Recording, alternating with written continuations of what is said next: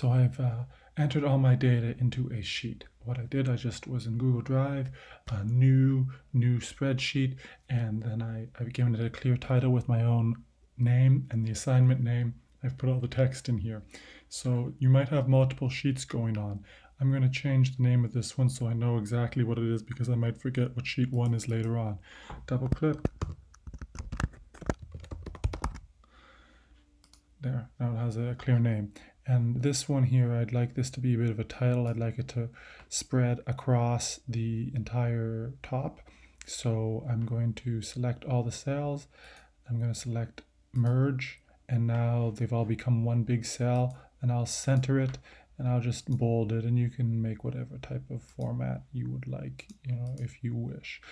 What I would like is, I don't want anything to be cut off if it runs outside the cell. So I'm going to go to format, and I'm going to go to text wrapping.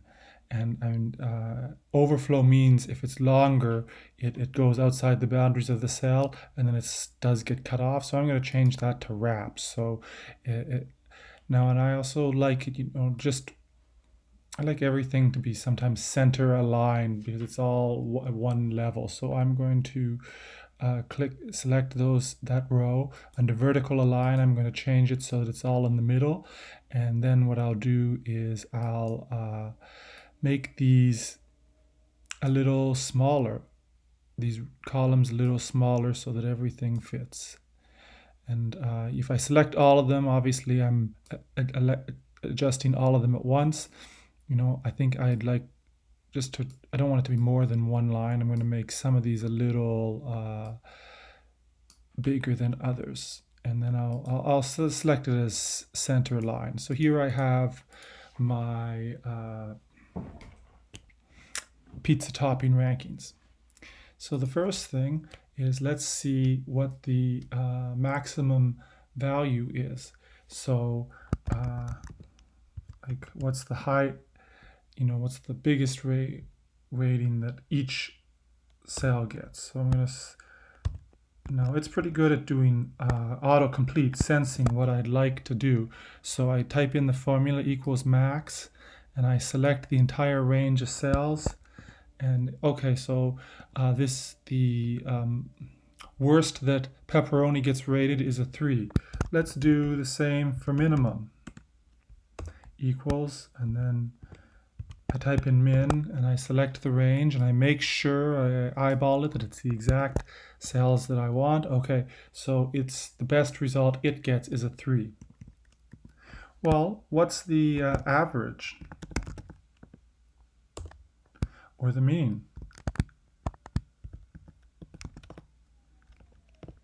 So I'm just going to pause here and look. It's sort of, again, sensing what the range of the columns is, and it wants to fill it in for me. And if I agree with that, I can hit tab, it'll fill it in, and there it is. This is a little awkward, too many decimal places, and I don't like that. I don't even want a couple. So I'm going to go to format, number, and there's already some commonly used formats here, and I'm just going to go with 2 places. That'll be a little easier to handle. So now the benefit of sheets is you don't have to retype the formula each time.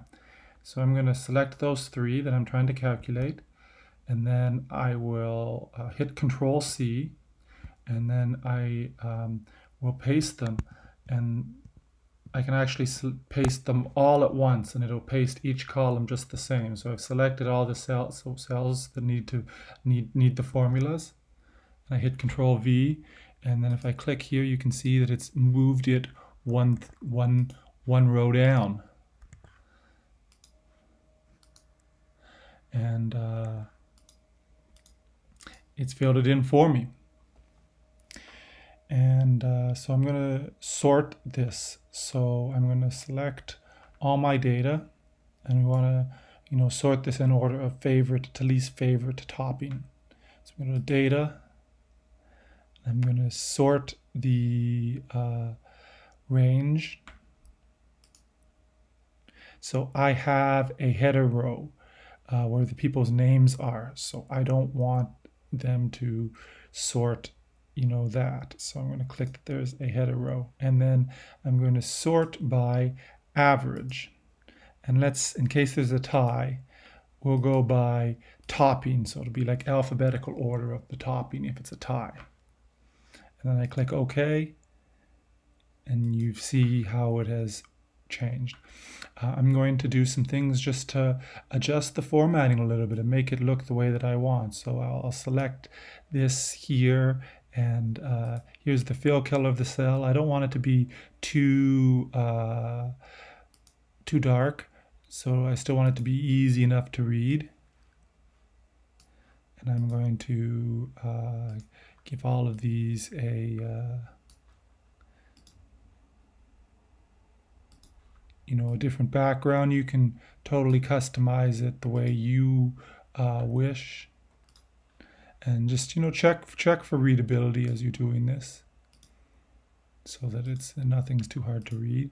I think I'd like the minimum and average and to be stand out. I'm going to bold them and italicize them, and I'm going to center them as well, and put them in the middle. And I think actually I'll make the whole column a little smaller. And there you have it, a quickly formatted survey. Oh, oops, so you see I wasn't totally paying attention. I had selected the text color when I meant to adjust the shading. So, always give things a good once over. So if I want to, go with a little bit of a monochromatic scheme, I can go through this and adjust the text to, whatever it is that I want. And then also, it might be good to have some borders. So what I'll do is I'll select all these cells, and then you can add borders here.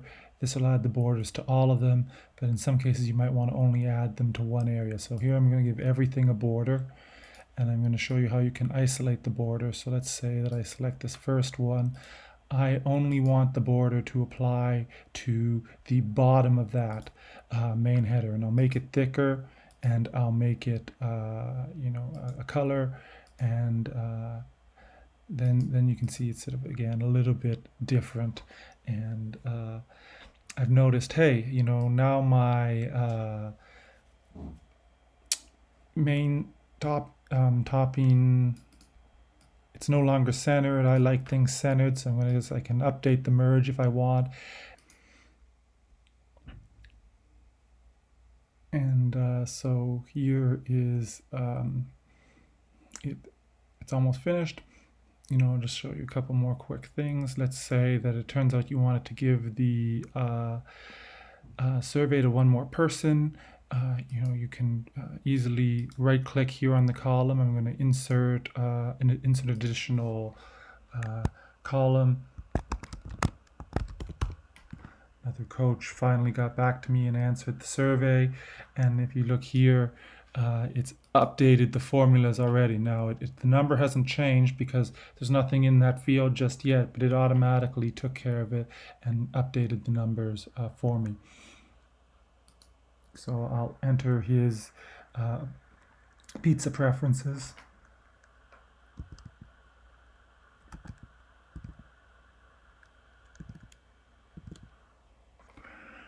And then you can see how the numbers averages have updated. And now that it's the 7th person added to a group of 6, statistically it's not going to have a big impact, but you can see that the formulas are automatically updated. There's no need to do any extra calculations, and that'll definitely come in handy when you have to handle more data as you progress in high school.